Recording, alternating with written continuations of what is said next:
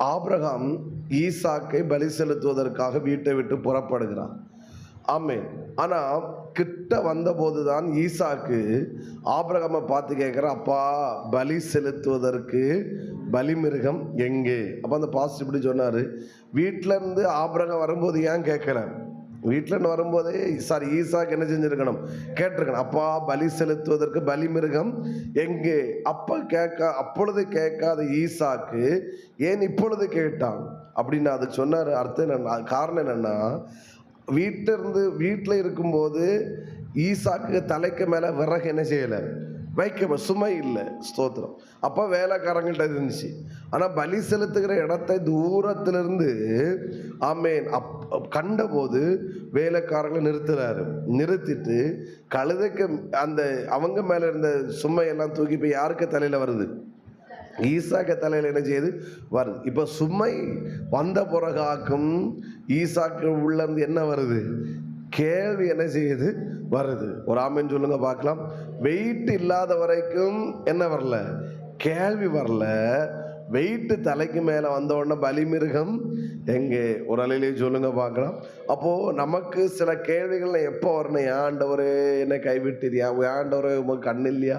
அப்படி இப்படின்னு கேட்கும்போது சந்தோஷமா இருக்கும். அந்த கேள்வி ஒன்று என்ன செய்யாது? வராது. ஏதோ சில பாரங்களை, சில கஷ்டங்களை நாம் சுமக்கும் போது தான் நம்மள அறியாமலே கேள்வி என்ன செய்யுது? வருது. அடுத்து அவர் ஒரு வேர்டு சொன்னார், அது என்ன ரொம்ப டச் பண்ணிச்சு. இப்படி என்ன சொன்னார் அப்படின்னா, அவர் கழுதையினிடத்திலிருந்து விறகை தூக்கி யாருக்கு தலையில வைக்கிறாரு? ஈசாக்கு தலையில வைக்கிறார், இல்லைன்னா தோல்ல வைக்கிறான்னு. அப்போ அப்பா தூக்கி வைக்கும் போது அப்பா விறகு, இப்ப அப்பா முதல்ல அந்த விறகு என்ன செஞ்சாரு? தூக்குறனால அப்பாக்கு இந்த வெயிட் கண்டிப்பா என்ன செய்யும்? தெரியும். மகனுக்கு மேல வைக்கிற வெயிட் எவ்வளவு வெயிட்னு யாருக்கு நல்லா தெரியும்?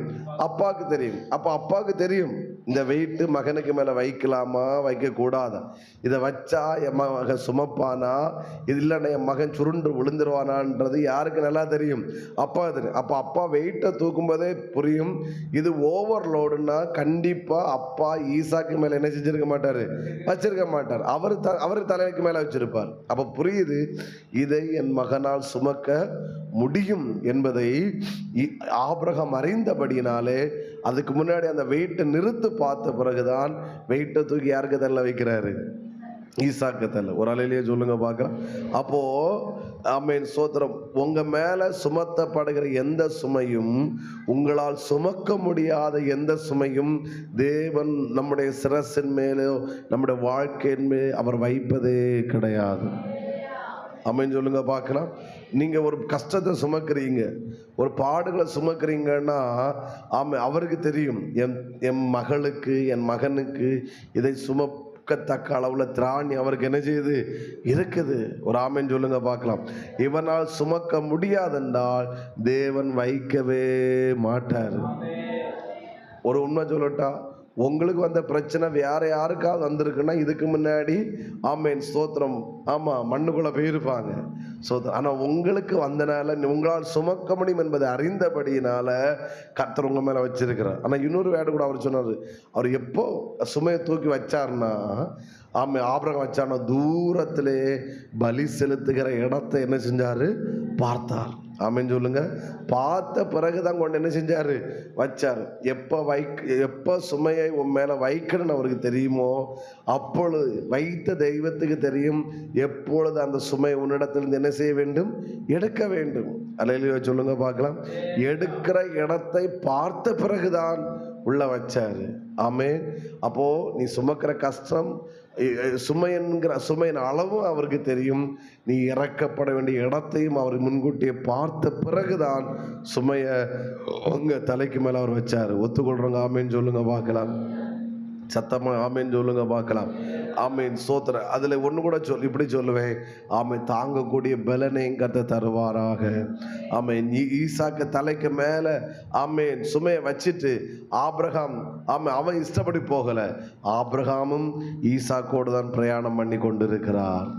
பிரயாணம் பண்ணி கொண்டு இருக்கிற ஒரு அலையிலே சொல்லுங்க பார்க்கலாம். ஆண்டவர் ஏதோ சிலதை சுமக்க முடியாமல் சுமக்கிறேன் அப்படின்னு ஒன்று ஃபீல் பண்றீங்கன்னா புரிஞ்சுக்கோங்க, உங்களால் சுமக்க முடியாதது உங்க தலைக்கு மேல அவர் வைக்கவில்லை. ரெண்டாவது, இறக்குற இடத்தை பார்த்த பிறகுதான் உங்க தலைக்கு மேல வச்சாரு. மூணாவது, வச்சிட்டு அவர் எங்கேயும் போகல, உங்களோடு தான் அவர் பிரயாணம் பண்ணி கொண்டே இருக்கிறார். நல்லா ஆமீன் வரணும்னு நினைச்சேன். சத்தமா ஒரு ஹல்லேலூயா. ஆமே. தைரியமா இருங்க.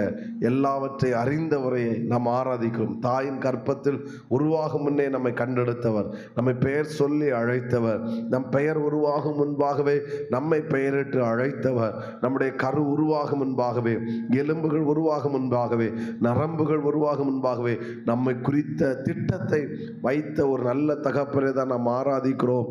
நீ சுமக்கிற சுமைகள் தற்காலிகமானதுதான், நிரந்தரமானதல்ல.